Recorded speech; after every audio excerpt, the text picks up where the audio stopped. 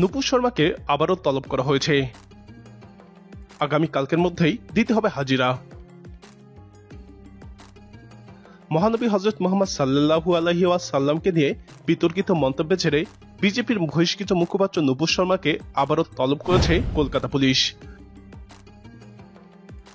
শান্তিভঙ্গের অভিযোগ এনে তাকে আগামীকালকের মধ্যেই হাজিরা দিতে বলা হয়েছে।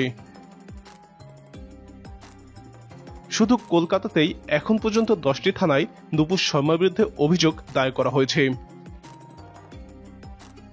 এর আগে কলকাতার নারকেলডাঙ্গা থানায় দায়ের করা অভিযোগের ভিত্তিতে কলকাতা পুলিশ নুপুর শর্মাকে তলব করেছিল। 20 জনের মধ্যে তাকে হাজিরা দিতে বলা হয়েছিল, কিন্তু নুপুর শর্মা হাজিরা না দিয়ে এক চিঠিতে জানায় কলকাতায় তার প্রাণের ঝুঁকি রয়েছে, তাই হাজিরার জন্য 4 সপ্তাহের সময় চান তিনি। এর মধ্যে আর্মহার্স্ট স্ট্রিট থানার অভিযোগের ভিত্তিতে আবারও কলকাতা পুলিশ তাকে তলব করেছে। পশ্চিমবঙ্গ ছাড়াও দেশে বিভিন্ন প্রান্তেই নুপুর শর্মার বিরুদ্ধে অসংখ্য অভিযোগ দায়ের করা হয়েছে। বিভিন্ন রাজ্য থেকেও তাকে তলব করা হয়েছে,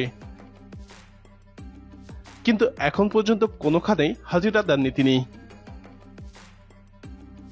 মুম্বাই পুলিশ তাকে কয়েকদিন ধরে খুঁজেও বের করতে পারেনি বলে ভারতীয় গণমাধ্যমে খবর প্রকাশিত হয়।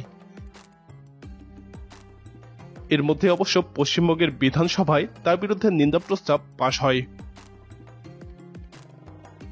সেখানে মমতা ব্যানার্জি মন্তব্য করেন, অভিযুক্তরা বিজেপির হওয়ায় তাদেরকে গ্রেপ্তার করা হচ্ছে না। এদিকে মার্কিন ডেমোক্র্যাট কংগ্রেসম্যান ইলহান আব্দুল্লাহি ওমর ভারতে মানবাধিকার লঙ্ঘনের নিন্দা জানিয়ে প্রতিনিধি পরিষদে একটি প্রস্তাব পেশ করেছেন। ওই প্রস্তাবে দেশটির বিরুদ্ধে সংখ্যালঘু গোষ্ঠীর ধর্মীয় স্বাধীনতা খর্বের অভিযোগ এনে নিন্দা জানানো হয়েছে।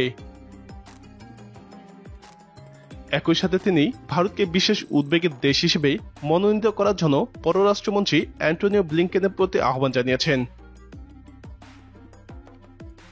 সম্প্রতি আমেরিকা সরকারের আন্তর্জাতিক ধর্মীয় স্বাধীনতা সংক্রান্ত United states commission on international religious freedom দ্বারা প্রকাশিত একটি প্রতিবেদনের উপর ভিত্তি করেই ওই প্রস্তাব দেওয়া হয়। গতকাল কংগ্রেসের ওয়েবসাইটে প্রস্তাবটি প্রকাশিত হয়েছে।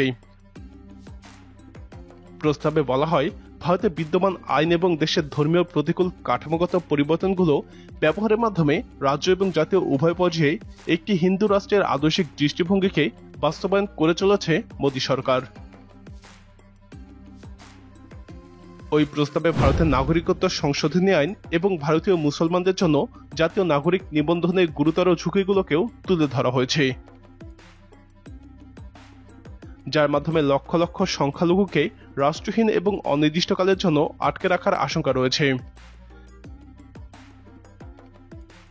এতে ধর্মীয় সংখ্যালঘুদের উপর, বিশেষ করে মুসলিম এবং খ্রিস্টানদের উপর হামলার কথা উল্লেখ করে বলা হয়েছে, এই ঘটনাগুলোর মধ্যে অনেক ক্ষেত্রেই সরকারি কর্মকর্তাদের দ্বারা উৎসাহ এবং প্ররোচনা দেওয়া হয়েছিল। প্রায় 1 মাস আগে একটি টিভি চ্যানেলে করা নুপুর শর্মার বিতর্কিত মন্তব্যের কারণে পুরো দেশেই বিক্ষোভ শুরু হয়। বিদেশেও ভারতীয় দূতদেরকে তলব করে এনে ব্যাখ্যা জানতে চাওয়া হয়। এক পর্যায়ে বিজেপি নুপুর সহ অভিযুক্ত 2 জনকে বহিষ্কার করে। গ্রেপ্তারের দাবি উঠলেও এখন পর্যন্ত তাদের বিরুদ্ধে সরকারের পক্ষ থেকে তেমন কোনো ব্যবস্থা নেওয়া হয়নি। প্রিয় দর্শক, নুপুর শর্মা ইস্যুতে ভারতের উপর কতটা দীর্ঘচাপ হতে পারে, আপনার মতামত কমেন্টে জানান। নিয়মিত এরকম আপডেট পেতে আমাদের চ্যানেলটি সাবস্ক্রাইব করে আমাদের সাথে থাকুন।